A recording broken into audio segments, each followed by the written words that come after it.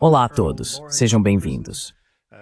Tenho o grande prazer de receber hoje o Coronel Lawrence Wilkerson, ex-chefe de gabinete de Colin Powell na administração Bush e também um excelente comentarista político. Já conversamos algumas vezes antes, Coronel, é sempre ótimo falar com você. É bom falar com você também.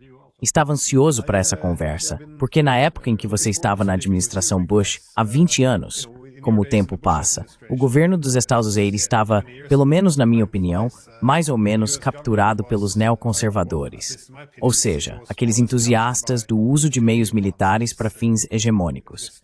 Mas o que vimos com Donald Trump, pelo menos em sua retórica, foi que ele se opôs a isso. Para seu crédito, ele chamou a invasão do Iraque de um erro.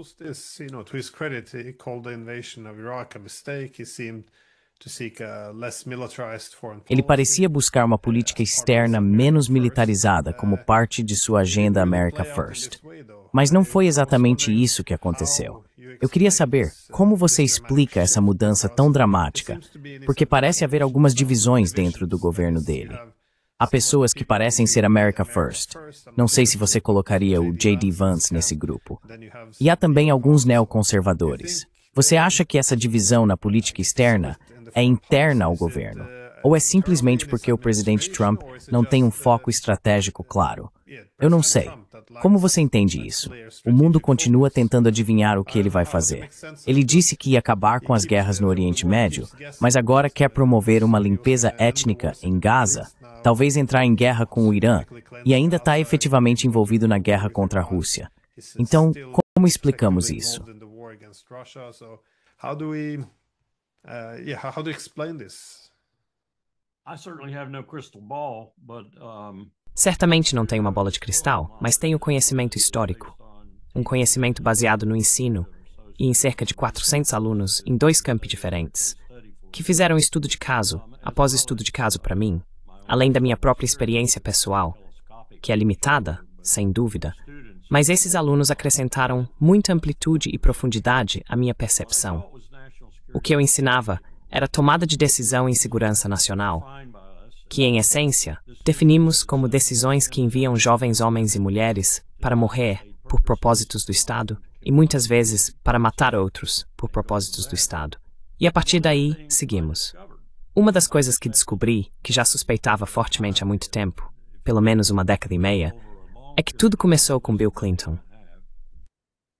was it all started with Bill Clinton? And what I mean by it all started is not that E o que quero dizer com tudo começou, não é que os chamados, e agora eu detesto esse termo porque abrange muito mais do que deveria, e não cobre muita coisa que deveria, neoconservadores. Sempre tivemos eles entre nós. Há um excelente estudo sendo feito pela Rachel Maddow agora sobre o fascismo nos Estados Unidos. Acho que ela já chegou até 1970, mas é algo revelador para quem acha que o fascismo nunca cortejou a América. Certamente já cortejou. Tivemos um general dos fuzileiros navais, ganhador da medalha de honra 2 vezes, Smedley Butler, que foi a uma comissão do Congresso para contar que havia sido procurado por essas pessoas para ser, por assim dizer, o representante militar deles. Então eles estão por aqui há muito tempo, mas realmente entraram no governo com força durante o governo de William Jefferson Clinton. with a vengeance with William Jefferson Clinton. And from that time on, they've been E desde então, eles vêm contaminando os corredores do governo de maneiras significativas e profundas. E eles não desapareceram. Oscilaram e diminuíram até certo ponto, mas se insinuaram em todos os lugares. Tudo isso para dizer que eles ainda estão entre nós e estão influenciando a administração Trump de maneiras fundamentais. Agora, o que isso significa para Trump? Significa que seu circo, e uso esse termo com cuidado, é realmente um circo. Ele escolheu algumas pessoas para seu gabinete que simplesmente não têm credenciais para seus cargos. E esse circo está sendo profundamente perturbado, principalmente agora no Departamento de Defesa, o departamento-chave, porque é só com o Departamento de Defesa que nos importamos hoje em dia, com Pete Hegseth. with Pete Hegseth. He's being attacked mercilessly by these Ele está sendo atacado impiedosamente por esses neoconservadores de todos os ângulos possíveis. Fica se imaginando por quê, já que parece, que a maioria das posições de Hegseth, pelo menos antes de entrar no governo, e as poucas coisas que sabemos sobre ele desde então, estão bastante alinhadas com grande parte do que eles querem fazer. Mas, aparentemente, eles não gostam nem um pouco dele. Então, isso é um verdadeiro problema para Trump neste momento. Mike Waltz é um deles. Seu conselheiro de segurança nacional, ele escolheu um conselheiro de segurança nacional que é praticamente um clone da Victoria Nuland. Isso não faz o menor sentido. É por isso que ele tem um secretário de Estado chamado Witkoff, porque seu secretário de Estado também é um neoconservador convicto.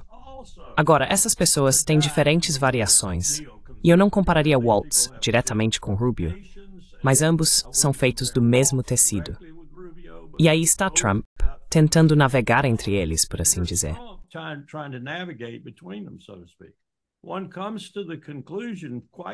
Com frequência, chega-se à conclusão, como eu cheguei enquanto pescava e tinha tempo para pensar, de que o propósito de Trump na vida deve ser destruir esta república, porque ele reuniu todos os ingredientes necessários para isso. E ele mesmo está aumentando o perigo econômico a cada dia. Então você junta essas duas coisas.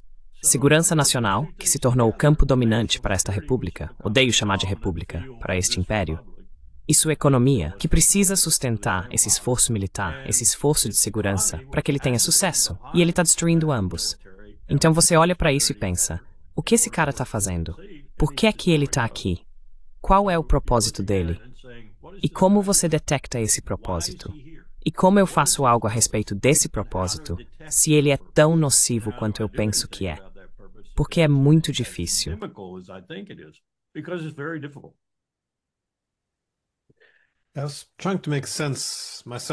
Eu estava tentando entender o grupo do Trump, as pessoas que ele reuniu, porque acho que tudo na política hoje em dia é muito polarizado, mas dá para dizer objetivamente que a equipe dele, nem todos têm muita experiência. Acho que o Pete Hegseth é um deles. Eu fiquei curioso sobre como isso pode ser explicado, porque eu ouvi algumas explicações diferentes. Alguns argumentaram que, bem, obviamente a competência, deixando a política de lado, simplesmente não está presente.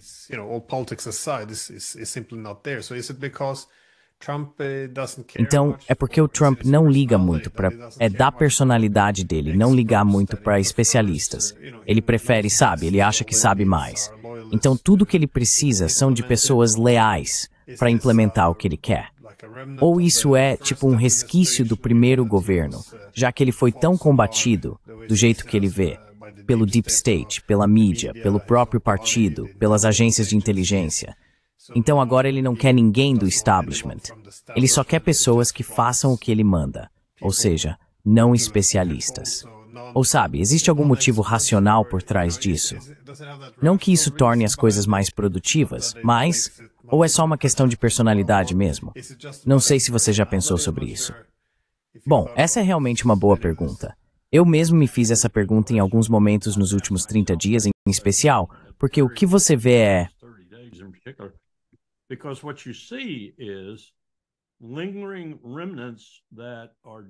Resquícios persistentes que estão apenas começando a florescer novamente são as coisas que atormentaram Clinton e todos os presidentes desde então. E quando eles percebem que ao atacar alguém, conseguem causar dano, ficam mais entusiasmados e passam a perseguir outras pessoas. Agora estão atrás de Hegseth, de forma sangrenta e impiedosa. Estão atrás de Hegseth. Até agora, Trump tem mantido o apoio a ele, e não consigo identificar o verdadeiro motivo dessa perseguição. Porque, para mim, tanto na posição pré-gabinete quanto no cargo de gabinete, embora por pouco tempo, ele está basicamente alinhado com a maioria do que eles querem fazer, principalmente o massacre e genocídio em Gaza, e provavelmente apoia 100% o que Trump quer fazer em relação à Ucrânia.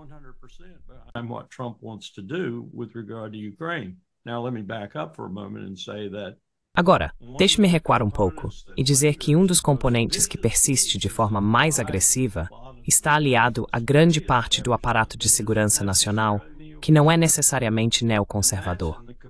E isso está no compromisso com a Ucrânia. E eles estão realmente irritados porque, e as pessoas não entendem isso, nós estamos trabalhando na questão da Ucrânia desde a minha administração com George W. Bush. Temos trabalhado com os europeus, para eleger governos que fossem favoráveis à adesão à OTAN, na Dinamarca, Noruega e Finlândia, para conseguir secretários gerais para a OTAN que fossem verdadeiros discípulos dos Estados Unidos, Jens Stoltenberg sendo o mais proeminente, mas o próximo era praticamente do mesmo jeito. Temos feito tudo isso.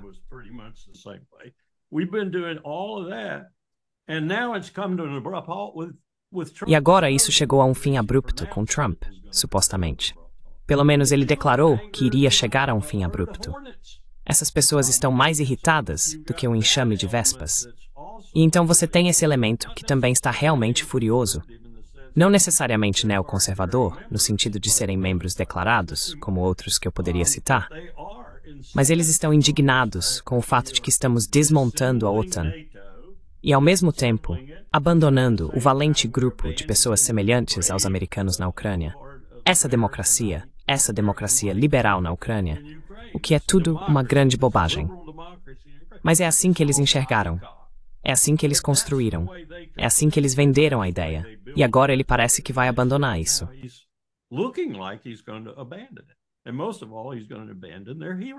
E acima de tudo, ele vai abandonar o herói deles, Volodymyr Zelensky. Ele vai abandoná-lo.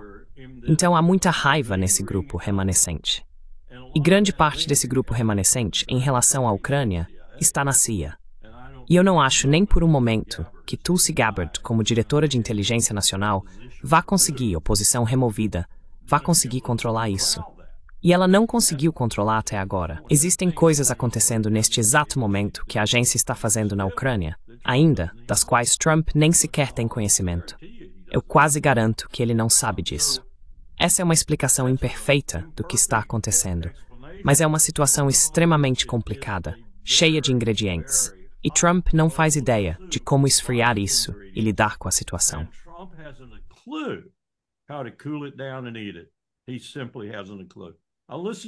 Ele simplesmente não faz ideia. Eu o ouvi esta manhã em uma espécie de entrevista surpresa, e ele respondeu a uma pergunta de um repórter na plateia sobre recrutamento.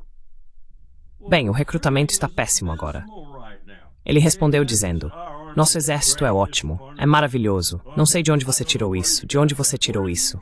Estamos recrutando mais do que nunca. Ah, blá blá blá.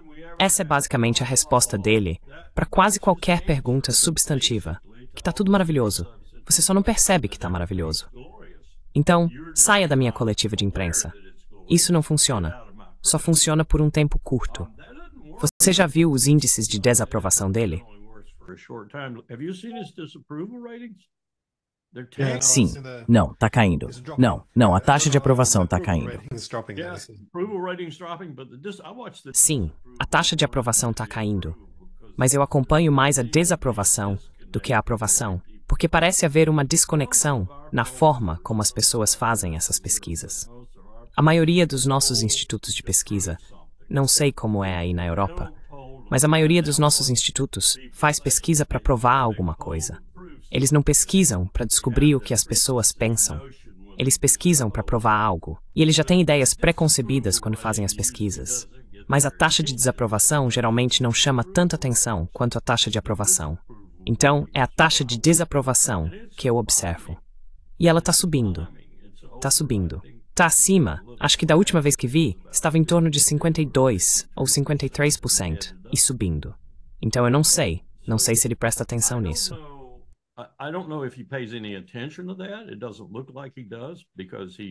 Não parece que ele se importa, porque ele sai e faz algo que só aumenta o que está acontecendo no momento.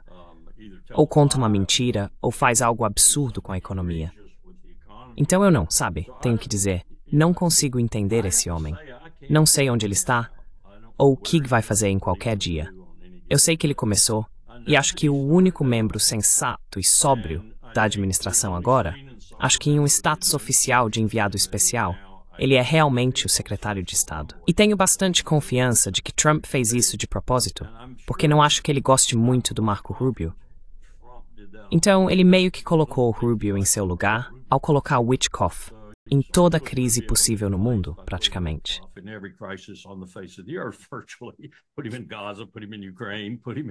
Coloque em Gaza, coloque na Ucrânia, coloque no Irã. Mas ele parece ser uma pessoa estável e parece pensar de forma lógica. E ele parece ter um pouco de sabedoria, não muito conhecimento histórico sobre o que está lidando, o que é um problema real.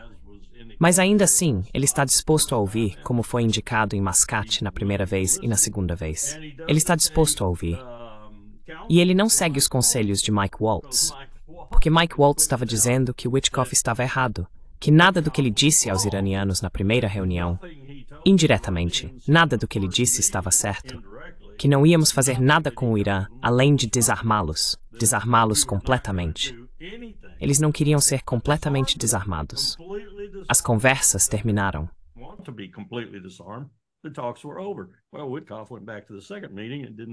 Bem, Witkoff voltou para a segunda reunião e não deu a menor atenção a isso. Então, aparentemente, teremos outras reuniões. Mas quem sabe o que está acontecendo, afinal, entre Waltz, Rubio, Witkoff e Trump?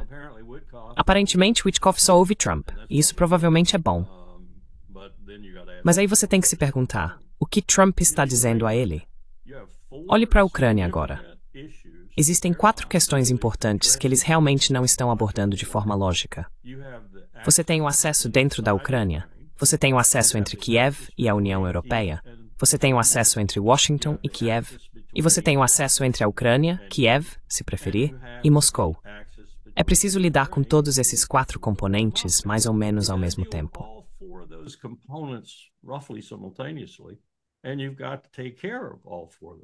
E você precisa cuidar de todos esses 4 componentes.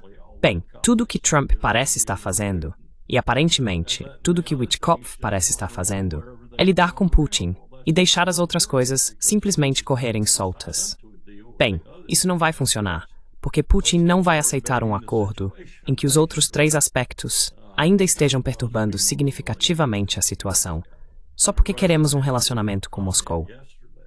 Um russo me pediu um comentário ontem, e eu basicamente disse que é isso que eu acho que precisa acontecer.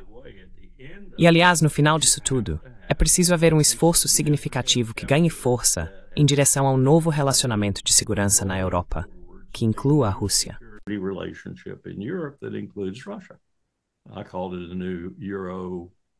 Eu chamei isso de novo Euro, sabe como quiser chamar, arquitetura de segurança eurasiana. Não gosto de colocar a Ásia nisso. Prefiro dizer uma arquitetura de segurança europeia que inclua a Rússia. E não vejo muito trabalho nisso agora. Talvez porque percebam que os outros 3 vão estragar tudo. Mas não vejo muito trabalho em nada. E Gaza, claro, se quiser passar mal, assista ao Ben-Gvir em Mar-a-Lago. Veja o Ben-Gvir exaltando em inglês em Mar-a-Lago. Eu amo todos vocês. Eu simplesmente amo vocês. E o que estamos fazendo? Vocês deveriam ver como torturamos as pessoas. Vocês deveriam visitar nossas prisões e ver como torturamos as pessoas. E as pessoas aplaudiam. As pessoas estavam sentadas ao redor daquela mesa de jantar luxuosa, ou seja, lá o que fosse, e estavam aplaudindo.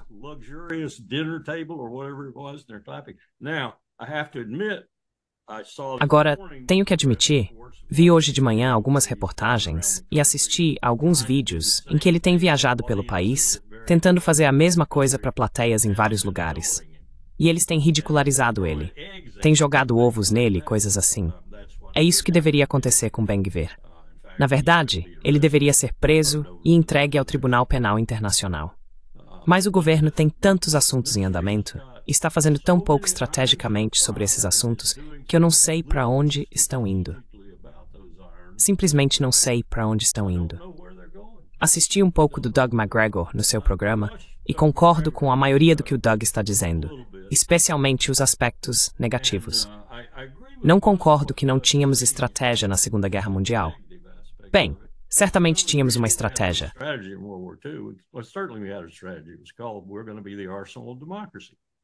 Foi chamado de "Vamos ser o arsenal da democracia". E McNair, Marshall e outros disseram, ok, isso significa que teremos que limitar nosso efetivo em campo. E eles impuseram esse limite de pessoal. E quase pagamos por isso na Batalha do Bulge, a contraofensiva nas Ardenas, em 1944-45. Sofremos 78 mil baixas ali. Essa era a nossa estratégia, porque não queríamos tirar completamente os homens da base industrial. Sabíamos que só poderíamos formar um certo número de divisões e manter aquela base industrial que nos abasteceria, além dos franceses livres, dos poloneses livres, dos soviéticos em grande escala e dos britânicos. the Soviets massively and the British. We did that. That was a very successful. Nós fizemos isso. Essa foi uma estratégia muito bem sucedida porque veja o que conseguimos. Joe Stalin sabia o que fizemos. Usamos a Rússia para derrotar a Alemanha, em essência. E então desembarcamos e quase perdemos tudo naquela contraofensiva. Se Hitler tivesse conseguido o que queria com o grupo de exércitos B de Model, se eles tivessem ido até Antuérpia e tomado Antuérpia, e separado os canadenses, os britânicos e os americanos, ao tomar o porto logístico de Antuérpia, teríamos sido expulsos do continente. E isso teria sido, eles talvez ainda perdessem para os soviéticos, mas teria sido uma derrota enorme para Roosevelt e para Churchill.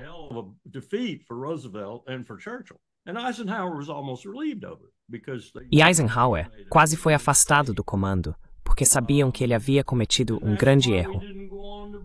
E é por isso que também não avançamos até Berlim, porque isso foi tão amargo para Eisenhower, que ele não quis entrar em Berlim e travar combates de rua. Ele deixou que os russos fizessem isso. E o que conseguimos? Ganhamos a cortina de ferro na Europa Oriental e assim por diante. Então foi uma estratégia falha, mas dizer que não havia estratégia é puro absurdo.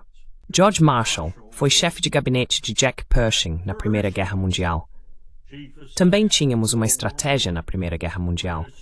Não era ser como os franceses e britânicos e usar o número de baixas como critério de sucesso no campo de batalha.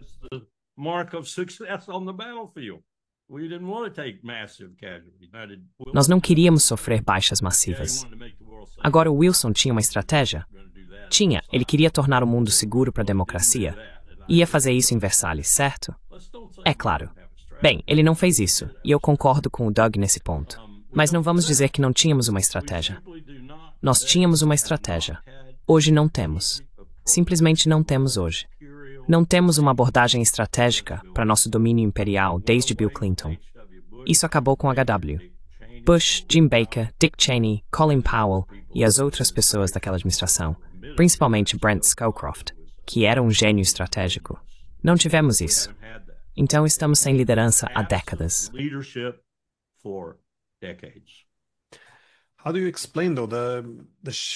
Como você explica, então, as mudanças nos precedentes americanos? Porque durante as eleições, todos eles parecem, bem, não quero dizer que não sejam genuínos, mas vamos, por exemplo, olhar para o Clinton em janeiro de 1994. Ele argumentava que se expandíssemos a OTAN, correríamos o risco de dividir a Europa novamente e transformar a Rússia em inimiga outra vez. Então isso não seria uma boa ideia. Mas, de qualquer forma, ele acabou fazendo isso. E quando Bush foi eleito, lembro da campanha dele. Um ponto-chave era, não vamos fazer construção de nações como o Clinton fez nos Balcãs. Nós não fazemos construção de nações. E então, claro, ele leva isso ao extremo no Afeganistão e no Iraque. Você precisa enganar o povo americano. Para ser eleito, você precisa enganar o povo americano. Ou pelo menos é isso que ambos fazem.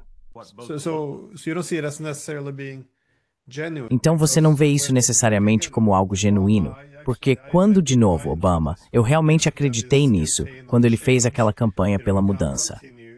Sabe, não podemos continuar depois, de novo, de 2 administrações Bush. Não podemos continuar assim. Mudança, sabe? E então sim, nós podemos. Tudo aquilo. De novo, eu fiz campanha para ele. Saí direto do Partido Republicano. Ainda sou republicano hoje, mas fiz campanha para Barack Obama. Demos a ele um prêmio Nobel da Paz por causa de seus discursos maravilhosos.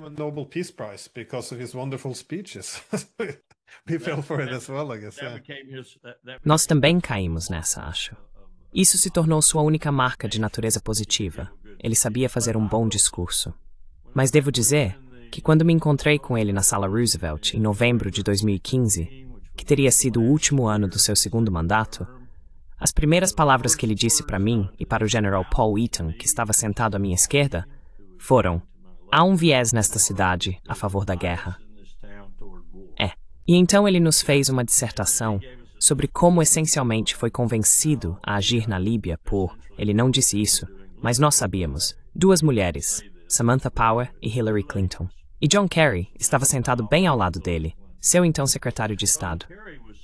E nós nos perguntamos, o General Eaton e eu, Quando saímos para a sala de recepção da ala oeste, tínhamos acabado de tirar uma foto com ele no salão oval.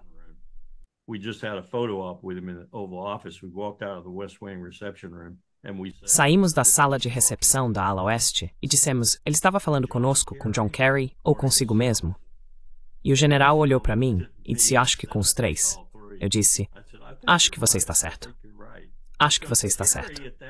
Porque Kerry, naquele momento, como você deve se lembrar, estava defendendo o envio de tropas terrestres dos Estados Unidos para a Síria. E então o presidente aproveitou aquela oportunidade, não só para dizer que havia aprendido algo em 7 anos, o Leviatã, que é atraído para a guerra, com certeza, senhor presidente, mas também estava dizendo para Kerry calar a boca, de forma indireta, naquela reunião. E dava para perceber isso pela expressão de John Kerry. Então, Obama foi enganado por muita gente, e acho que foi enganado mais profundamente por sua própria confiança em si mesmo. E não funcionou. Vi a mesma coisa acontecer com Powell. Powell achava que podia lidar com qualquer coisa, e descobriu que não podia.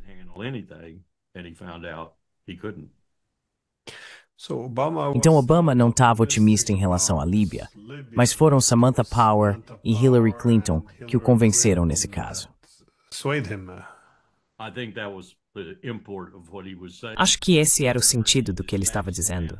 Você se lembra que ele enviou a Samantha para a ONU e a tirou de Washington? E claro, John Kerry se tornou secretário de Estado. Não acho que ele tenha ficado satisfeito com nenhum dos dois. Acho que ele achava que eles o haviam enganado, especialmente em relação à Líbia. E aqueles comentários que a Hillary fez o incomodaram tanto quanto me incomodaram, porque conversamos em particular. Vimos, ele morreu.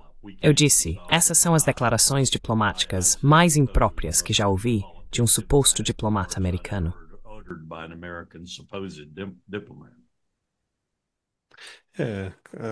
Acompanhado de coisas assim, é claro. Acho que ela tinha ensaiado aquelas falas.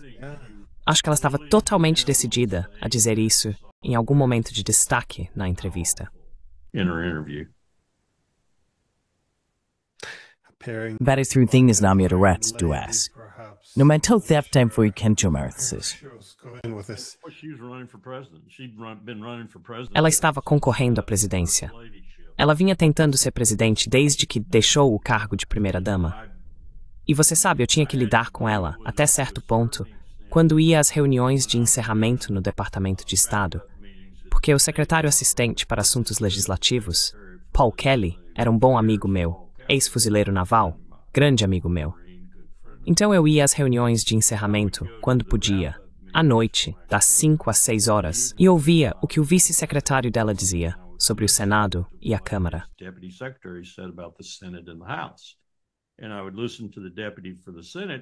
E eu ouvia o deputado do Senado falar sobre como Hillary Clinton era uma das pessoas no Senado que conseguia dialogar com o outro lado e lidar com eles de forma muito eficaz. E fiquei com a impressão de que, bem, talvez ela fosse uma senadora muito boa.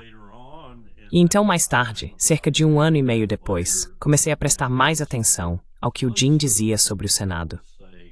E comecei a entender que ela ainda estava em seu próprio caminho. Ela estava concorrendo à presidência.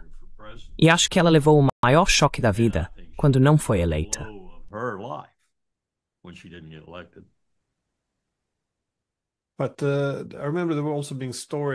Mas eu me lembro que também havia histórias, foi no New York Times, sobre o Obama. Ele queria retirar as tropas das guerras, acho que especialmente do Iraque. Mas então os indicados dele, esqueci de qual think tank, dominaram sua administração. Centro para uma nova segurança americana. Sim, eles conseguiram convencê-la a continuar a guerra também. Você tem um beijo? Um dos motivos pelos quais eles fizeram isso, Glenn, foi porque sabiam o que estávamos fazendo para construir o ISIS. Nós criamos o ISIS. Nós criamos o Daesh. Eliminamos Abu Zarqawi. Nós o eliminamos. Ele era o principal líder. O que veio após sua morte foi a liderança sunita iraquiana, em sua maioria da Guarda Republicana do Iraque, que entendia de artilharia, de guerra blindada, de como coordenar o poder aéreo, Eles eram militares, e eram militares bastante competentes. Em muitos aspectos, eles se tornaram incompetentes devido à liderança de Saddam Hussein e à forma como ele orquestrava e os mantinha sempre sob controle.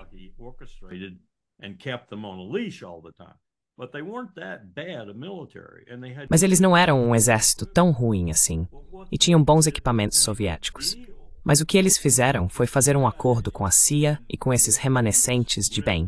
Era de tudo, desde a Al-Qaeda até o que você imaginar. Era um grupo improvisado de terroristas que o Zarqawi tinha reunido. Zarqawi era um fabricante de venenos nas montanhas, e de repente ele desceu. Acho que ele era curdo, se não me engano. Enfim, ele desceu e Saddam Hussein nem gostava dele. Ele era tão ruim assim. Eu aprendi tudo isso quando estava preparando Powell para a apresentação na ONU.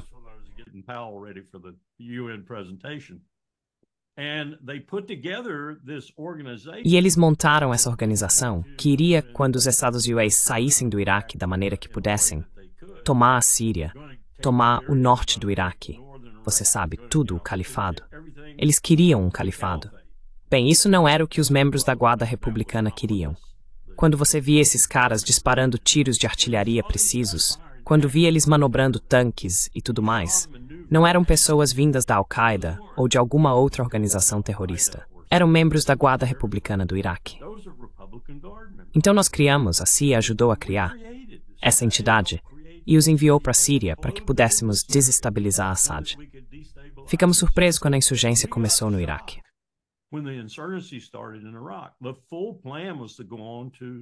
O plano completo era avançar para a Síria, e nós achávamos, os militares achavam, que Assad recuaria imediatamente. Tudo o que teríamos que fazer era atravessar a fronteira com alguns tanques, e ele recuaria porque tinha visto o que aconteceu com Saddam Hussein. Bem, as insurgências se desenvolveram tão rápido que Rumsfeld teve que cancelar isso. Então não avançamos para a Síria. Wes Clark vai te dizer que íamos para a Síria e depois para o Irã. E talvez para outros lugares também. Mas tudo o que ouvi foi o briefing sobre a Síria. E também ouvi o briefing quando desistimos. Não íamos mais para a Síria. E parte disso foi porque Tommy Franks não ouviu Colin quando Colin lhe disse: você precisa de pelo menos 250 mil soldados. When Colin had told him, you need at least 250,000 troops. E se você vai fazer tudo isso, precisa de pelo menos 250 mil.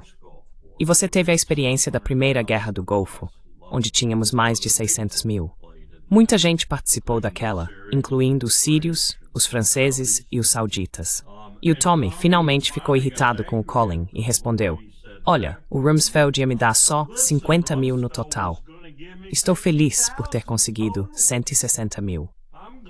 E então o Rumsfeld deixou aquela divisão, esperando no mar por tanto tempo.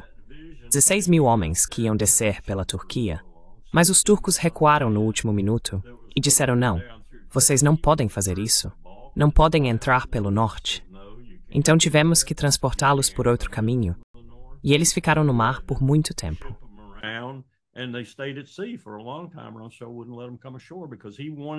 Rumsfeld não deixou que eles desembarcassem, porque queria ser visto como o homem que derrubou Saddam Hussein com o menor número possível de tropas, e depois fazer o mesmo com Bashar al-Assad, porque era tudo choque e pavor.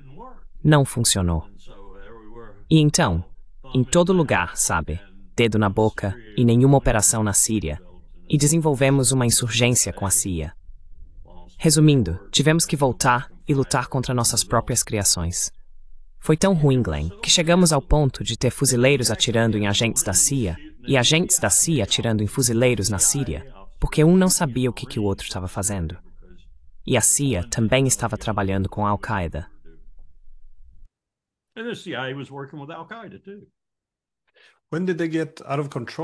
Mas quando foi que eles saíram do controle? Porque eu entendo que as agências de inteligência americanas criaram esses grupos jihadistas como um instrumento em uma guerra por procuração. Mas quando os Estados Unidos, bem, acho que perderam o controle sobre eles e começaram a atacá-los.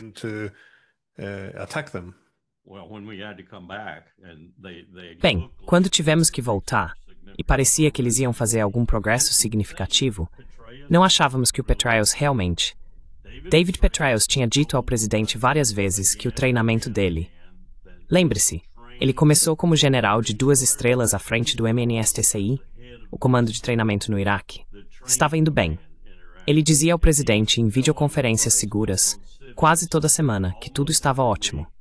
Que todas essas pessoas estavam sendo muito bem treinadas e seriam capazes não só de garantir a segurança interna, mas também a segurança externa do Iraque. Isso fazia parte do progresso para nossa eventual saída. Bem, eu estava recebendo relatos do meu informante em campo no Iraque de que a taxa de deserção nesses batalhões às vezes chegava a 30%.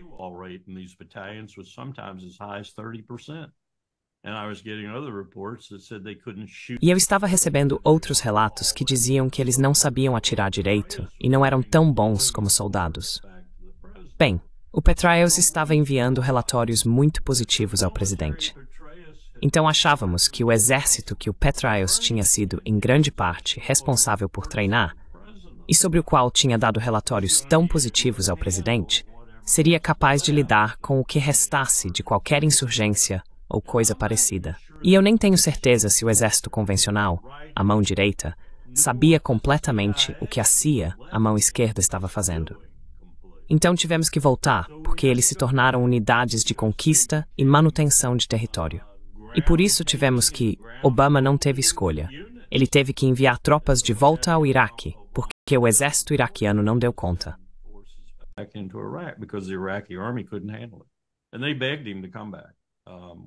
E eles imploraram para que ele voltasse, o que era realmente algo raro. Eles queriam que a gente saísse. E então, implorar para que voltássemos. Isso significava que eles realmente entendiam que o exército deles não era competente para lidar com aquilo. Quero dizer, estamos falando de um grupo de pessoas que se juntou, treinou um pouco, com a guarda republicana por trás, ajudando, muito equipamento, muita munição, muita artilharia e tudo mais. Mas ainda assim, o Iraque tinha o equivalente, mas eles estavam assustados. E então nos chamaram de volta.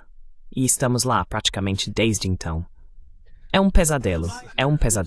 E é em parte um pesadelo, porque o Império não sabe o que está fazendo de um dia para o outro. Tem tanta gente envolvida na sopa que não sobra tempo para comer a sopa.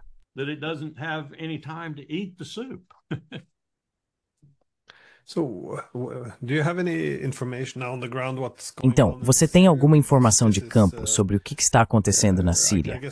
Porque eu acho que os Estados Unidos queriam usar Jolani e seus capangas para pressionar e enfraquecer a posição de Assad. Mas será que eles realmente queriam que ele acabasse onde está agora, governando parte da Síria? Quero dizer, ele pode ser civilizado ou controlado. Isso parece tão do jeito que ele era, sabe, com uma recompensa pela cabeça dele. E no dia seguinte, estamos, sabe, defendendo ele por criar uma nova Síria democrática. Fica tudo muito caricatural depois de um tempo. Tipo, não pode ser que ele tenha sido a primeira escolha deles, eu acho.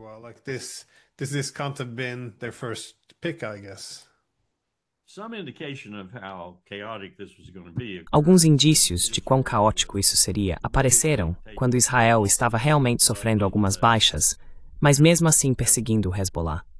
E de repente, Netanyahu foi solicitado por nós a parar e se preparar para outra ação. E essa outra ação, claro, era a Síria. Dissemos isso a ele.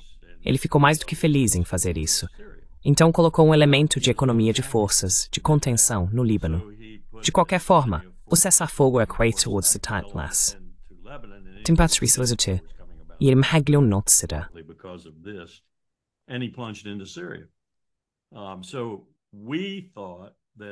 Então achávamos que Netanyahu estava cobiçando o máximo possível da Síria que conseguisse colocar as mãos.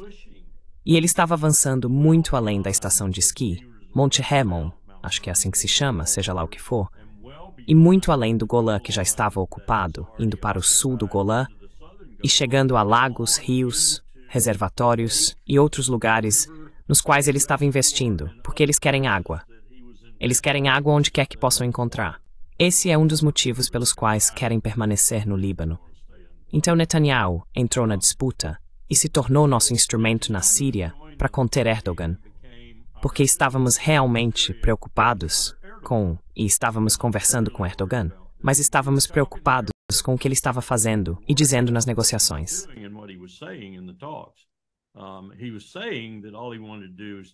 Ele estava dizendo que tudo o que queria fazer era lidar com aquele elemento da população curda na Síria que estava lhe causando problemas. E então ele ficaria feliz, ficaria satisfeito e não investiria mais na Síria com tropas. E Netanyahu também estava preocupado. Você deve se lembrar que Netanyahu e Erdogan se encontraram para conversar sobre isso. Não tenho certeza do que eles decidiram, mas acho que dividiram as tarefas. E Israel disse que continuaria bombardeando tudo que parecesse ser algum tipo de armamento na Síria, inclusive em Damasco, o que já fizeram várias vezes. E eles cuidariam de qualquer coisa que precisasse ser resolvida se esse cara agisse de uma forma que parecesse ser hostil aos interesses de Erdogan ou de Israel, o que Israel já fez.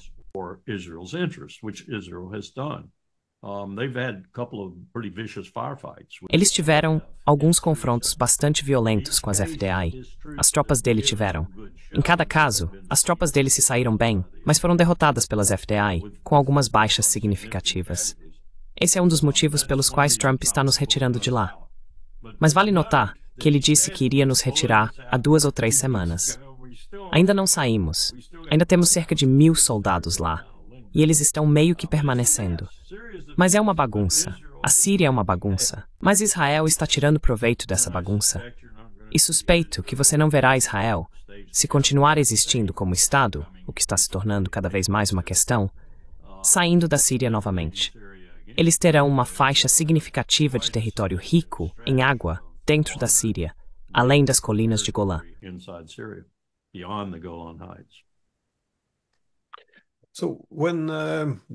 Então, antes dos jihadistas apoiados pela Turquia invadirem a Síria, esse acordo de paz, ou melhor, esse cessar-fogo que foi alcançado entre Israel e Líbano, ou o Hezbollah, você está dizendo que isso foi coordenado com os Estados Unidos?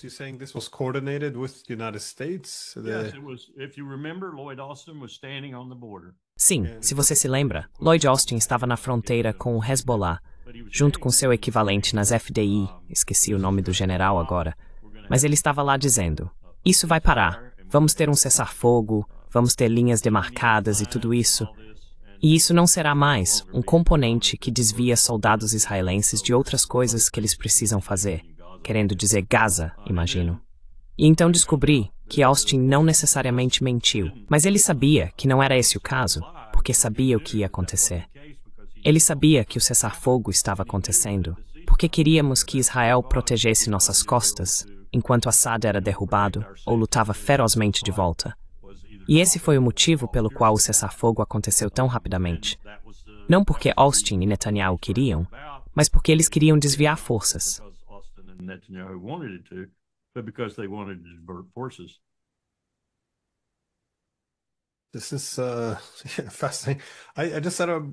Isso é fascinante.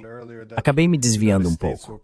Você mencionou anteriormente que os Estados Unidos estavam pressionando fortemente para que Suécia e Finlândia abandonassem sua neutralidade.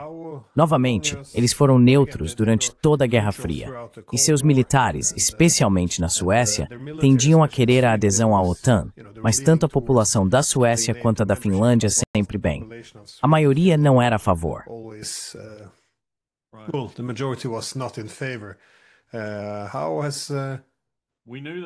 Como foi? Nós sabíamos disso e começamos grandes esforços. Eles ainda estão em andamento em países como... Quando começou e como esses esforços foram feitos? Começou em 2002.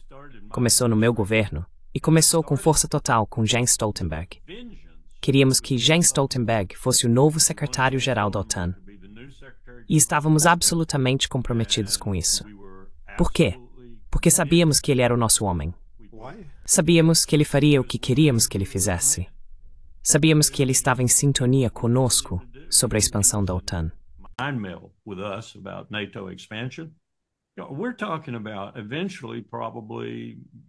Estamos falando de, eventualmente, provavelmente todo o país que consideraríamos geograficamente parte da Europa. Não importa o quão pequeno, quão criminoso, quão antidemocrático, cada país da Europa iria se tornar membro da OTAN. E precisávamos de um jogo totalmente novo em relação àqueles que resistiam, seja por neutralidade ou simplesmente porque sua população não queria ser membro da OTAN. Então, começamos a fazer o que chamamos de revoluções coloridas. Elas eram orquestradas dentro dos próprios países. Cada país tinha seu pacote.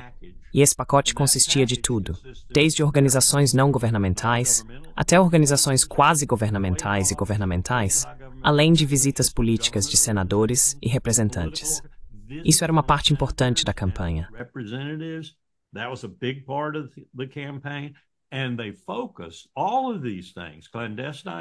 E eles concentraram todas essas ações, clandestinamente e abertamente, como as visitas de delegações do Senado e da Câmara, nas pessoas dentro do país que queriam cumprir nossos desejos, que queriam que seu país fosse membro da OTAN, não importando há quanto tempo fossem neutros, talvez, como no caso de alguns escandinavos.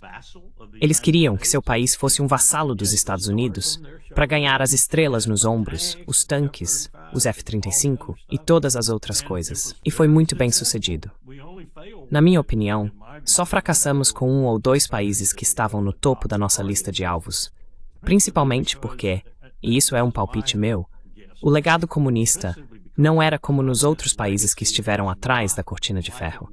Nem era algo que assustasse os escandinavos ou outros países que não estiveram atrás da cortina de ferro.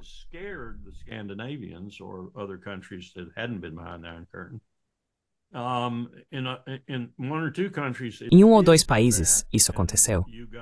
E houve uma recepção realmente calorosa para a adesão à OTAN. Em outros países, não. Eu diria que Viktor Orbán, na Hungria, e talvez a Eslováquia, são 2 desses países onde não havia esse sentimento de estivemos sob o jugo da União Soviética. Agora não queremos ficar sob o jugo dos russos, porque eles não são diferentes, só se chamam de outra coisa. E não queremos isso. E isso fez com que a Polônia, por exemplo, e outros quisessem ser membros da OTAN, quisessem desesperadamente ser membros da OTAN, quisessem ser membros dominantes da OTAN. Alguns desses outros países não quiseram. Então perdemos em alguns, nos quais tentamos isso, mas tentamos em todos eles. Funcionou muito bem em Montenegro. Funcionou muito bem na Albânia.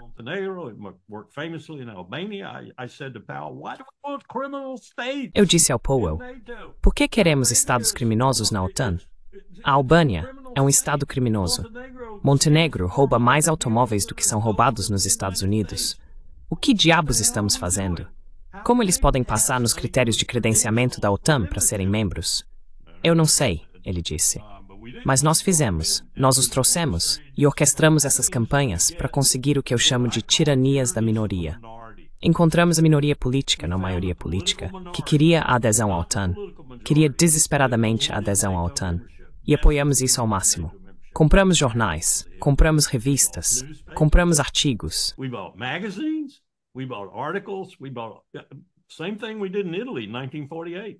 A mesma coisa que fizemos na Itália em 1948, quando não queríamos que os comunistas fossem eleitos.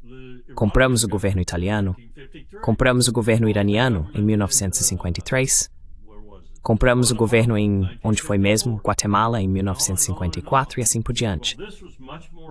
Bem, isso foi muito mais sofisticado. Não são agentes da CIA propriamente ditos fazendo isso. São campanhas orquestradas pela CIA, que são conduzidas por organizações não governamentais, às vezes conscientemente e às vezes inconscientemente. É o que usamos na Geórgia, por exemplo. É o que estamos usando agora na Geórgia, tentando fazer com que o governo atual se mantenha na liderança política e depois tentando tirá-los do poder.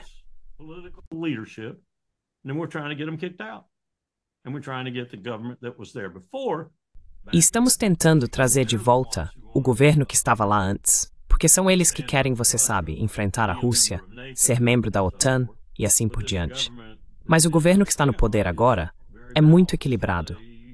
Eles querem um bom relacionamento com a União Europeia, um bom relacionamento com Washington, um bom relacionamento com a OTAN e um bom relacionamento com Moscou.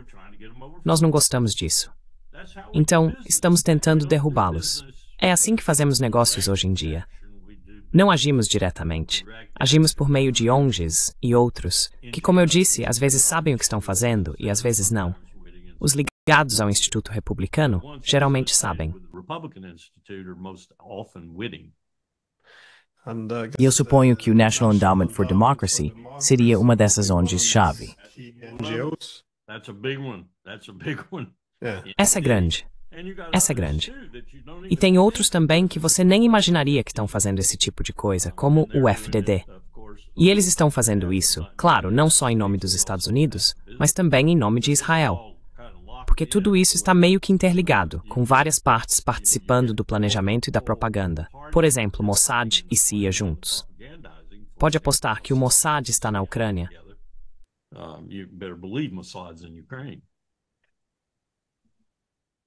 And was this also the E essa também foi a abordagem em relação à Ucrânia. Quero dizer, nem precisamos ir até 2014, mas já em 2004 com a Revolução Laranja, porque isso foi feito de forma bastante explícita. Lembro que Yushchenko, na época ele chegou a chamar a UE de padrinho da Revolução Laranja. Houve, bem, muita interferência foi bastante aberta. E acho que a Revolução das Rosas na Geórgia, em 2003, a Revolução Laranja na Ucrânia em 2004, essas foram bastante extraordinárias, porque havia um descontentamento genuíno que podia ser explorado localmente. Quero dizer, havia corrupção, déficits democráticos, muitos motivos para se manifestar contra o governo.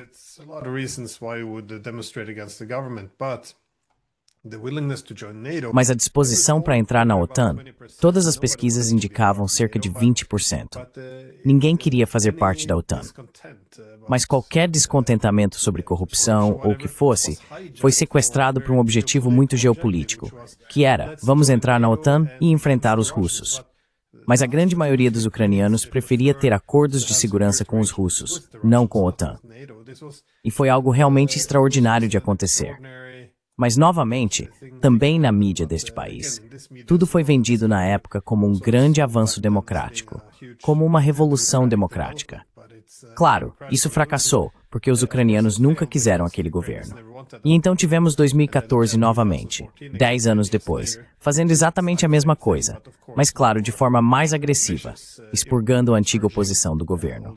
Mas quais foram suas experiências de 2004? Toda a Revolução das Rosas, Revolução Laranja, na Ucrânia. Orange Revolution in Ukraine? I had a CIA agent tell me, Larry, Um agente da CIA me disse, Larry, nunca houve uma arma, ferramenta ou instrumento de política nacional tão potente quanto nós agora, porque temos a democracia liberal do nosso lado. Agora pense nisso por um minuto. Eles haviam transformado a democracia liberal em uma arma e usaram todos esses institutos e outras pessoas que estavam fortemente envolvidas no que faziam, país por país, para implementar a democracia liberal. E como ele disse, é uma arma muito poderosa, provavelmente a arma mais poderosa que já empunhamos. E acho que essa era uma descrição com nuances por toda a Europa do que estávamos fazendo e do que ainda estamos fazendo. Como eu disse, na Geórgia nós erramos, na Romênia não erramos, tivemos sucesso. Conseguimos tirar Colin Georgescu. we got Colin Georgescu out. He was the one who preliminarily looked like he was going to be the new. Ele era o que, preliminarmente, parecia que seria o novo líder romeno. Então nós o tiramos. Ele se foi. Não sei exatamente como fizemos isso, mas sei que fizemos porque alguém me ligou e disse que iam fazer, e fizemos. E ele se foi. Naquela semana, eu deveria ligar para ele para conversar, porque uma pessoa que conheço muito bem, o conhece muito bem. E ele estava ficando realmente inseguro, queria que eu conversasse com ele para tentar animá-lo. E eu disse, o que diabos vou dizer? Não o conheço de lugar nenhum. Como vou animá-lo para que ele continue? Ele disse, vão destruí-lo, vão pegá-lo. Eu sabia que iam pegá-lo. E pegaram. I knew they were going to get him, and they got him. That's, were they doing that in 2004 in Ukraine? They didn't have to be quite that. Eles estavam fazendo isso em 2004 na Ucrânia. Eles não precisavam ser tão diretos assim para se livrar de pessoas em 2004. Mas sim, estávamos enviando pessoas do Comando Europeu para a Ucrânia já em 2005 e 2006 para começar a trabalhar com, prepare-se, os batalhões Azov e outros semelhantes, a fim de garantir que fôssemos operacionalmente capazes de integrar inteligência, armamentos e outras coisas. E até tínhamos um general 4 estrelas que gostava de pilotar motos grandes, Harleys, em particular, que de vez em quando, como general 4 estrelas, subia em sua moto e saía para coordenar ações. Tudo isso estava acontecendo antes do período realmente tenso de 2014. quando tomamos partido de forma tão descarada que foi lamentável. Estávamos trabalhando nisso o tempo todo. We were working on it all along. But some of this, Mas certo isso é parte desse instrumento para mudança de regime, ou revoluções coloridas, como eram chamadas, foi desmantelada agora? Por que o Trump fez esse corte de verbas? it's defunding, That's and a they, huge question. yeah, That's a huge question. Essa é uma grande questão. Perguntei outro dia se Tulsi, como DNI, e Ratcliffe. Me disseram que o Ratcliffe está por dentro de tudo isso. Ele é a favor de tudo o que está acontecendo. Então eu disse, bom, você está me dizendo que a Tulsi não está e o Ratcliffe está. Como diabos ela vai convencê-la a mudar de ideia? Nenhuma resposta. Se o Ratcliffe é um neocon por excelência, ou seja lá o que for, mas está decidido a manter todas essas coisas funcionando, custe o que custar. E olha, eu sei muito bem sobre a CIA manter as coisas funcionando quando o presidente dos Estados Unidos, o secretário de Estado e o secretário de Defesa nem sabem que isso está acontecendo. Isso é prática comum agora. E o diretor vai voltar e dizer, bom, precisamos dar ao presidente uma negação plausível. Well, we've got to give the president plausible deniability. You mean you're killing people without... Você quer dizer que estão matando pessoas sem autorização do presidente dos Estados Unidos e sem um memorando formal de decisão em uma determinação presidencial ou algo assim? Estão matando pessoas em solo estrangeiro? Sem comentários. E isso continua de presidente para presidente, porque o presidente não tem clareza sobre o que está acontecendo no terreno com a CIA. E a CIA se tornou um ator independente dentro do aparato de segurança nacional. E as pessoas alertaram sobre isso. As pessoas alertaram sobre isso quando criamos o DNI também, achando que o DNI seria a pessoa que consolidaria o poder e seria incontrolável pelo presidente. Mas o DNI nunca recebeu dinheiro nem poder sobre pessoas.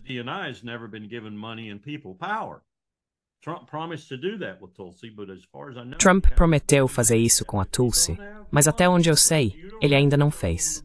Se você não tem dinheiro, se você não tem controle do orçamento, e do orçamento secreto também, e você não tem controle sobre as pessoas, ou seja, você não pode transferir pessoas, sua inteligência, seu talento, sua agilidade, seja lá o que for, da CIA para o INR no Departamento de Estado, ou do INR no Departamento de Estado para o escritório ou equipe do DNI, ou para a CIA, ou qualquer outro lugar. Se você não pode fazer isso, então quão poderoso você é? Se tudo o que você pode fazer é discursar, quão poderoso você é? Agora, Trump prometeu dar isso para Tulsi, porque ela sabia disso. E ela fez disso uma condição para aceitar o cargo, que ele desse a ela dinheiro e poder sobre as pessoas.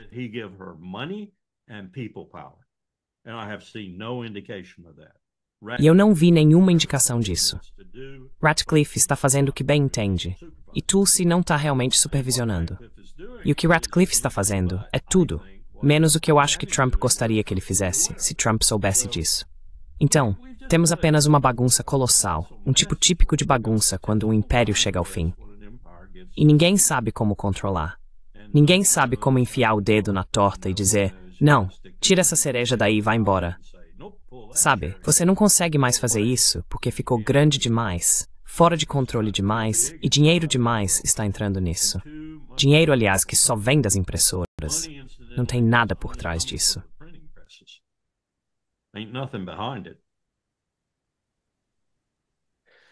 Isso é simples incrível. É impressionante. Cara, eu te digo, como eu disse, aprendi tanto com meus alunos, se não mais, nos estudos de caso deles. Mais de 400. Estudamos de tudo, desde a Guerra da Coreia até a incursão de Obama na Líbia. Você sabia que pilotos noruegueses de F-16 lideraram o bombardeio da Líbia? Desculpe, eu disse Líbano antes. Pilotos noruegueses de F-16 lideraram o bombardeio da Líbia. I think we dropped 10% of the bombs on Libya. Acho que lançamos 10% das bombas na Luz. Temos 5 milhões de pessoas. Mas isso foi bom para promover Jens Stoltenberg. That was, good for promoting Jens Stoltenberg. One of them was interviewed in my presence. Um deles foi entrevistado na minha presença.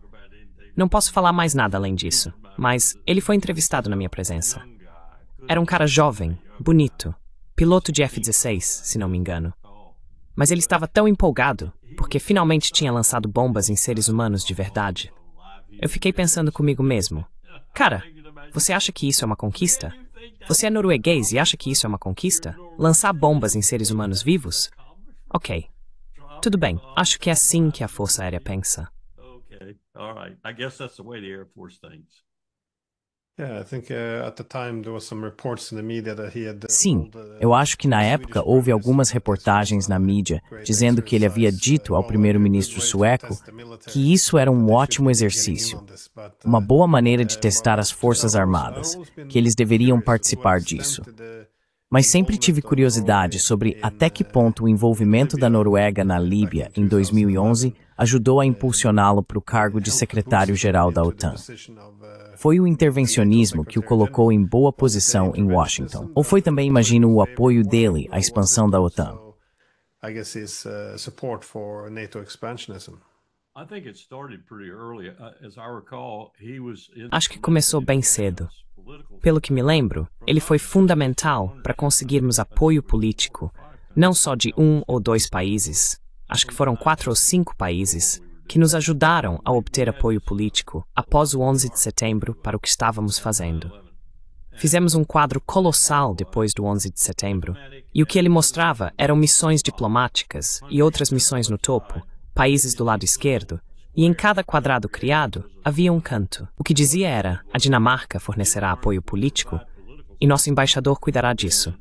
A Alemanha fornecerá isso e aquilo, e o secretário de Estado cuidará disso. this and that, and the Secretary of State will take care of that. Pakistan will require. O Paquistão exigiria que o presidente fizesse uma ligação telefônica e que o secretário de Estado ou o vice visitasse Islamabad, porque precisávamos de direitos de sobrevoo, precisávamos de direitos de passagem, precisávamos de ajuda com logística, e o Uzbequistão também. Então esse quadro tinha todos os países do mundo nele, e cada embaixador e cada membro do gabinete que implementaria o que quer que o presidente dissesse para fazer em relação àquele país, caso fosse necessário ir além do embaixador. Incluía assistência militar, incluía apoio político, todas essas coisas. E realmente conseguimos um ótimo apoio, David Maxstroth, do Jens Stoltenberg, nesse processo. Então isso foi sendo construído por um bom tempo, eu diria, após o 11 de setembro. Por cerca de um ano, ou algo assim. I would say post 9/11, roughly a year or so, because we. Porque demorou um pouco para conseguirmos colocar essa matriz em prática e todo mundo começar a trabalhar nela. Mas provavelmente, eu diria que pelo menos de 2003 em diante, estava indo de vento em popa. E nós estávamos identificando pessoas o tempo todo. Estávamos descartando algumas delas porque dizíamos, não, essa mulher ou esse cara não é o tipo de pessoa que precisamos. Ok, risca esse. Vamos atrás dessa pessoa ou daquela. E tinha gente no campo fazendo isso. E nossos embaixadores, nossas equipes nos países estavam fazendo isso. Sabe, o Powell às vezes era o instrutor. Às vezes a CIA era o instrutor. Às vezes o Departamento de Defesa era o instrutor, por assim dizer.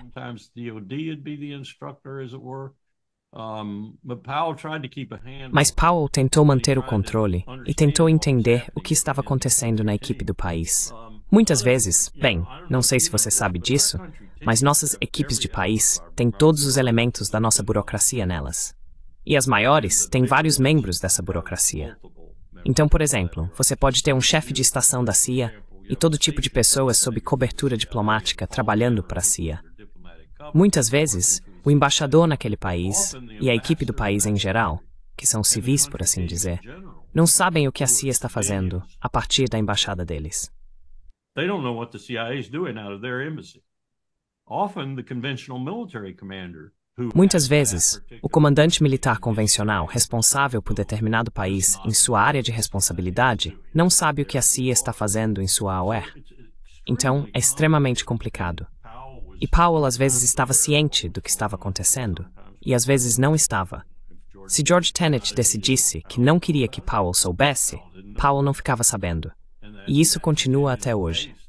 Se a CIA não quer que o embaixador e a equipe do país, com exceção do chefe da estação, saibam o que está acontecendo no Paquistão, então eles não ficam sabendo. Agora o diretor da CIA às vezes diz, Não quero que o embaixador tenha que mentir. I don't want the ambassador to have to lie. Because if the ambassador's briefed in on this operation, Porque se o embaixador for informado sobre essa operação e depois for questionado pela imprensa, ele vai ter que dizer que não pode responder à pergunta, o que nenhum embaixador quer fazer, ou vai ter que mentir. Não queremos que ele tenha que mentir. Então não vamos contar para ele. Esse é um baita de um pretexto para manter sua equipe no escuro sobre algo que você está fazendo no país dele e que pode ter consequências graves se vier a público. Mas foi assim que aconteceu. E nós realmente trabalhamos a Europa. Quero dizer, nós trabalhamos a Europa. Quando me perguntam por que a Europa está tão envolvida nessa questão da Ucrânia, eu digo, bem, fomos nós que fizemos isso acontecer. Essa é uma guerra entre Washington e Moscou, não entre Kiev e Moscou. Kiev é o instrumento da nossa guerra. Kyiv is the instrument of our war.